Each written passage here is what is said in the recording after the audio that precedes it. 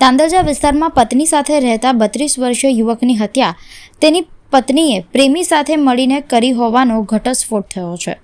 18મી નવેમ્બરે ઇરશાદ વણઝારા નામના યુવકનું શંકાસ્પદ મૃત્યુ થયા બાદ આ મૃત્યુ સામાન્ય મૃત્યુ ગણી તેની દફનવિધિ કરી નાખવામાં આવી હતી, પરંતુ મૃતકના પરિવારજનોને મૃત્યુને લઈને શંકા થતાં 5 દિવસ બાદ ઇરશાદનો મૃતદેહ બહાર કાઢી પોસ્ટમોર્ટમ અર્થે ખસેડવામાં આવ્યો હતો।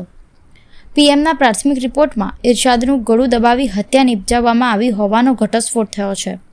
પોલીસે આ મામલે મૃતકની પત્ની, તેના પ્રેમી અને પ્રેમીના મિત્ર સામે ગુનો નોંધવા માટે તજવીજ હાથ ધરી છે। ડીસીપી મંજીતા વણઝારાએ આ મામલે જણાવ્યું હતું કે યુવકના મૃતદેહના પીએમના પ્રાથમિક રિપોર્ટમાં તેનું ગળું દબાવીને હત્યા કરવામાં આવી હોવાનું ખુલ્યું છે। પત્નીએ તેના પ્રેમી અને પ્રેમીના મિત્રની મદદથી પતિની હત્યા કરી હતી। હવે આ મામલે હત્યાનો ગુનો દાખલ થશે અને આ કેસમાં વધુ તપાસ ચાલી રહી છે।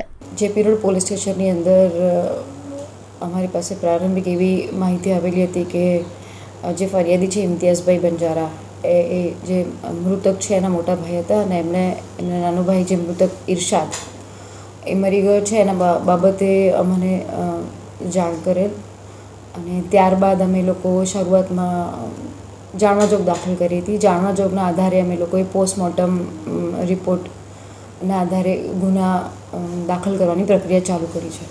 પોસ્ટમોર્ટમ રિપોર્ટમાં શું સામે આવ્યું છે? ભાઈનું મૃત્યુ થવાનું પાછળનું મુખ્ય કારણ શું આવ્યું છે?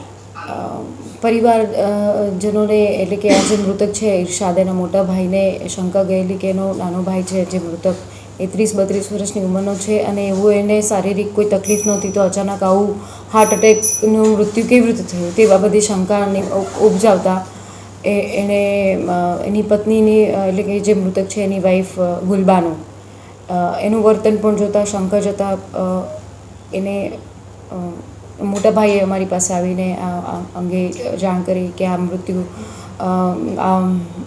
કુદરતી નથી મૃત્યુ, પરંતુ અમને આ શંકા છે। રિપોર્ટ શું કહે છે પીએમ રિપોર્ટ? આ બાબતે શરૂઆતમાં કાર્યવાહીમાં પોલીસે જાણવાજોગ દાખલ કરી હતી, એના આધારે પછી એસડીએમ અને મામલતદાર રૂબરૂ આ જે કબ્રસ્તાન હતું એની અંદરથી એને આ મૃતદેહ કાઢવામાં આવેલો હતો। મૃતદેહ કાઢી અને પેનલ ડૉક્ટર દ્વારા આનું પીએમ થયેલું। પીએમમાં આનું મૃત્યુ કુદરતી મૃત્યુ નથી એવી રીતના જાણકારી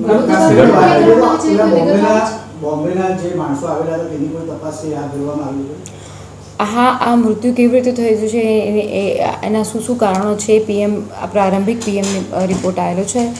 અમે ડિટેલ તપાસ કરી છે કે આગળ આ મૃત્યુ થવાનું મુખ્ય કારણ શું છે અને કેવી રીતે મારવામાં આવેલું અને આમાં આ મોત કોણે નિપજાઈ છે, એની વાઈફ છે એની સાથે કોણ મળતિયા છે એની એ શંકા અત્યારે હાલ વ્યક્ત થઈ રહી છે। આધારે પોલીસ આગળ તપાસ કરી રહી છે। મૃતકની પત્નીની અત્યારે પ્રારંભિક પૂછપરછની અંદર એને કબૂલ્યું છે ખરું કે?